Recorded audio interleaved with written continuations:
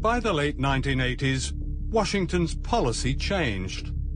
Dictators like Pinochet were seen as an unnecessary embarrassment. A new and innovative way of controlling nations was launched.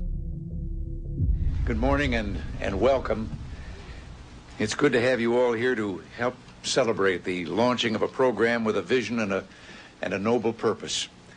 The National Endowment for Democracy is, just as we've been told, more than bipartisan. The establishment of the National Endowment goes right to the heart of America's faith in democratic ideals and institutions. It offers hope to people everywhere.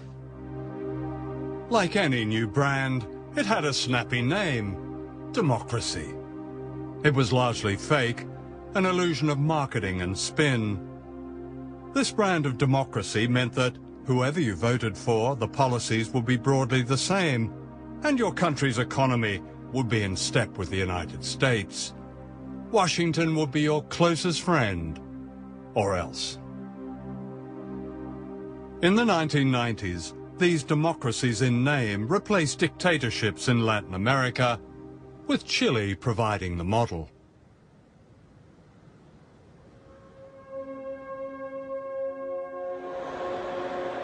This is the commercial center of Santiago, Chile. On the surface today, everything seems normal, modern, prosperous. To the Bush administration, Chile is the very model of economic success. A laboratory experiment, according to the magazine Business Week. Much of life has been privatized. There are now billionaires, and the rich are getting richer. Pinochet fixed the country. Who says? The United States says. No. The World Bank says, the Inter-American Bank says, everybody says it. He brought about an economic miracle in Chile. And I'm saying he had the brains for it, but he had the brains to hire all these people, Chileans, who had studied at the University of Chicago, who knew something about real economics. Real economics were advocated by Milton Friedman, an extreme right-wing economist at the University of Chicago. Friedman was invited to perform his laboratory experiment on the economic life of Chile. The families of the tortured and disappeared were silent witnesses. Without irony, he called his experiment shock treatment. Please be seated. Well, thank you all very much. It's an honor for me to be here to pay tribute to a hero of freedom, Milton Friedman. He has used a brilliant mind to advance a moral vision. We have seen Milton Friedman's ideas at work in Chile, where a group of economists called the Chicago Boys brought inflation under control and laid the groundwork for economic success.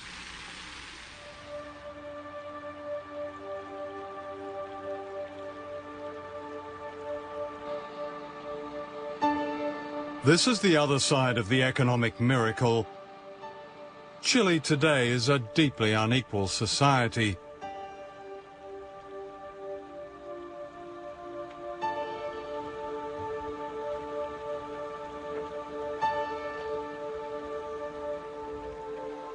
This shanty town is just minutes from Santiago's smart hotels.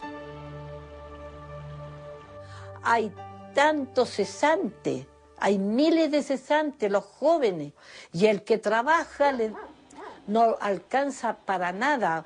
¿Y con qué paga la luz? ¿Con qué paga el agua? Hay que comprar el gas, todas las cosas que hay que comprar.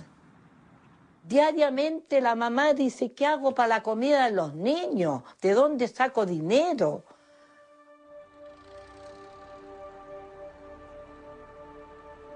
We found this couple living and freezing in the shantytown. They're homeless and have a week-old baby. Si usted puede describir un poco cómo es vivir en estas condiciones. Para empezar, el frío en la noche. Difícil. El frío en la noche es súper difícil. Por mi guagua tuvimos que prender la cocina. ¿Cuánta gente en Chile vive de esta manera?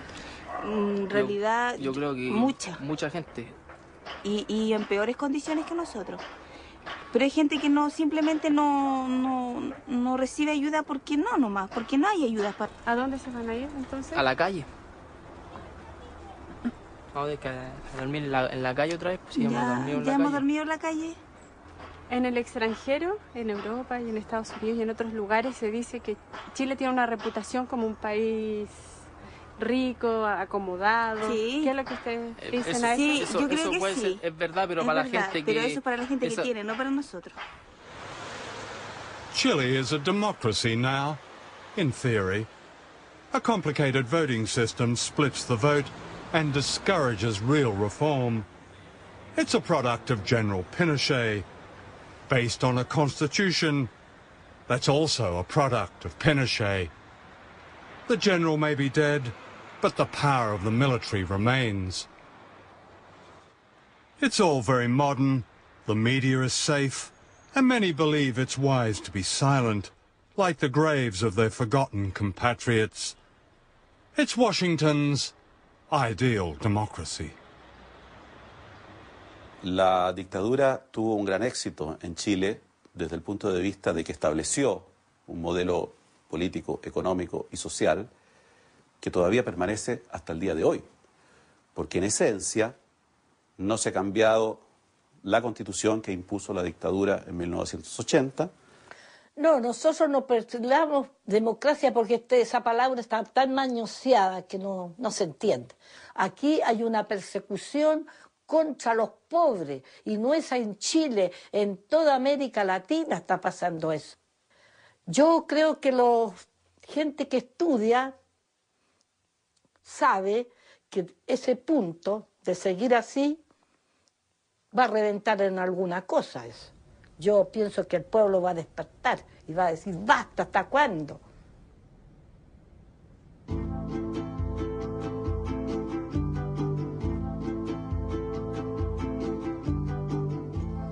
This is Bolivia, another laboratory experiment. The majority of the population of this spectacular, brutalized country, high in the Andes, have also been invisible until recently.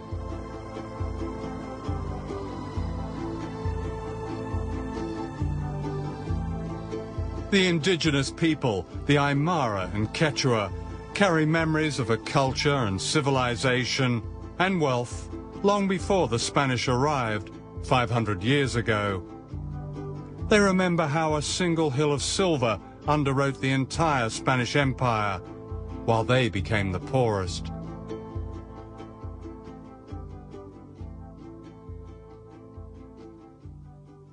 This is the National Congress of Bolivia.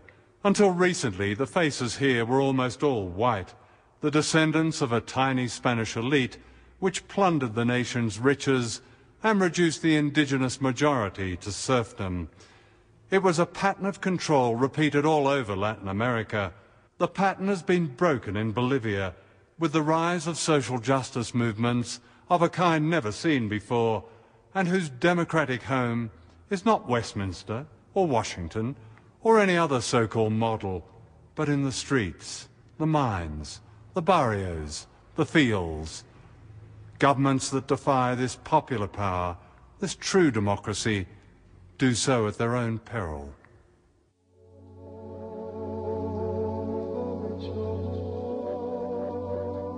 This is El Alto, the highest city on earth, and perhaps the poorest.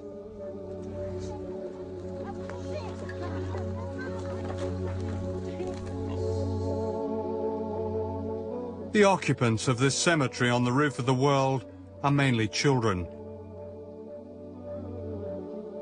Protected, they say, by the sacred mountain Illimani, El Alto overlooks Bolivia's capital, La Paz.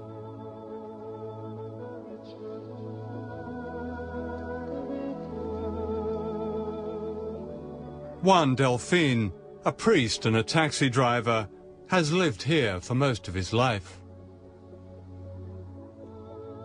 Esta es una zona de Villa Ingenio, cementerio general de Villa Ingenio, de la zona norte, de la ciudad del Alto.